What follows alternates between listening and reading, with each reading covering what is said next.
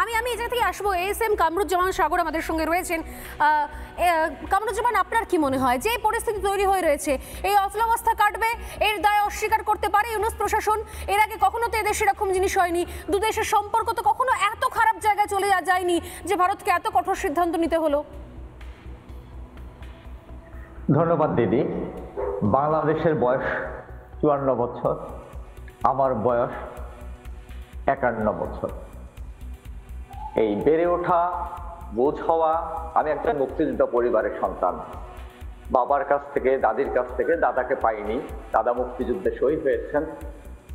তো যা দেখে আসছি, বুঝ হওয়ার পরে যা দেখে আসছি, যে আমি একটা স্বাধীন দেশে বসবাস করছি, যা ছিল ইমাজিন করতাম, মানে যেহেতু আমি আর্ট কালচারের মানুষ, আমি মেকিং এর সাথে যুক্ত, আমি যুদ্ধের ভয়াবহতাটা 71-এর আমাদের ময়বরুব্বির কাছ থেকে যা জেনেছি, শুনেছি, সেটা আমি ফিল করতে পারি। ফিল করতে করতেই আমার বেড়ে ওঠা এবং বাংলাদেশের প্রতি, আমার দেশের প্রতি আমার যে প্রেমটা তৈরি হওয়া এবং বাংলাদেশের পক্ষে থাকা, এই জিনিসটা আমার মধ্যে তৈরি হয়েছে এবং গ্রো হয়েছে।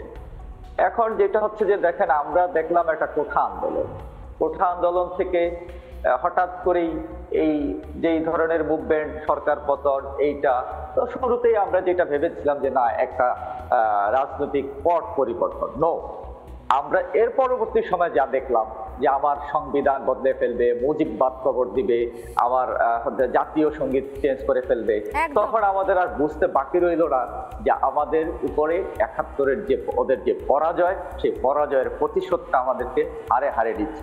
একের পর এক দেখেন মুক্তিযোদ্ধা পরিবারগুলো বলেন, তারপরে যারা মুক্তিযুদ্ধের পক্ষের সপক্ষের মানুষ, যারা কোনো রাজনৈতিক আইডেন্টিটি নাই, রাজনীতি করেও না, এখন বাংলাদেশের পক্ষে থাকতে গেলে মুক্তিযুদ্ধকে ওন করতে হয়, আমার মুজিববাদকে ওন করতে হয়, আমার 72-এর সংবিধানকে ওন করতে। এগুলো যখন আমি করি, আমার জাতীয় সঙ্গীত বলেন, এগুলো তো আমি যেহেতু বাংলাদেশ, এই দেশটাকে আপনারাও চিনতে পারছেন না, আসলে এই দেশটাকে আপনারাও চিনতে পারছেন না। আমি আসবো, সময় যেহেতু অনেক অল্প, আমি অনির্বাণের কাছে এবার আসি। অনির্বাণ, এই মুহূর্তে আপনার কাছে আসার আগে একটা খবর আমি দিয়ে দিই। আমি জানি না বাংলাদেশ দেশটা সত্যি সত্যি যে যারা চালাচ্ছে তারা আদৌ শুধরবে কিনা। এই মুহূর্তে একটা খবর দিয়ে রাখি আমি, নতুন করে ঢাকা থেকে করাচি একটা বিমান পরিবহনের জন্য, বিমান বন্দোবস্ত করার জন্য, বিমান চলাচলের জন্য এই মুহূর্তে ছাড়পত্র দিচ্ছে বাংলাদেশ। এই মুহূর্তে সব থেকে বড় খবর আমি জানিয়ে রাখি, ব্রেকিং নিউজ। টিমকে বলবো একটু সেই ব্রেকিং নিউজটাকে ফায়ার করতে। পাকিস্তানের প্রীতিতে এখনো ডগমগ করছে বাংলাদেশ। আমি বুঝতে পারছি তারা চাইছেটা কি। ভারত আরো কড়া পদক্ষেপ নিয়ে এটা চাইছে। আরো এক পাক বিমান সংস্থাকে অনুমোদন দিল বাংলাদেশ, সরাসরি বিমান চালানোর অনুমোদন, যেখানে পাকিস্তান বিমান চালানোর মতো জায়গায় নেই, পাকিস্তানের রানওয়েগুলো অক্ষত নেই।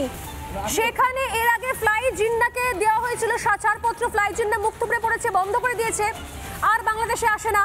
এরপর আবার একটা বিমান সংস্থাকে এই বিমান চলাচলের অনুমতি দেওয়া হলো, এয়ারসিয়াল বলে বিমান সংস্থাকে অনুমতি দেওয়া হলো আবার আরো একবার এর মধ্যেই।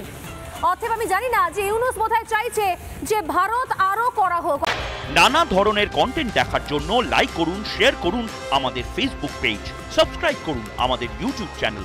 পাশাপাশি অন্যান্য ব্রেকিং নিউজের জন্য অবশ্যই চোখ রাখুন রিপাবলিক বাংলায়।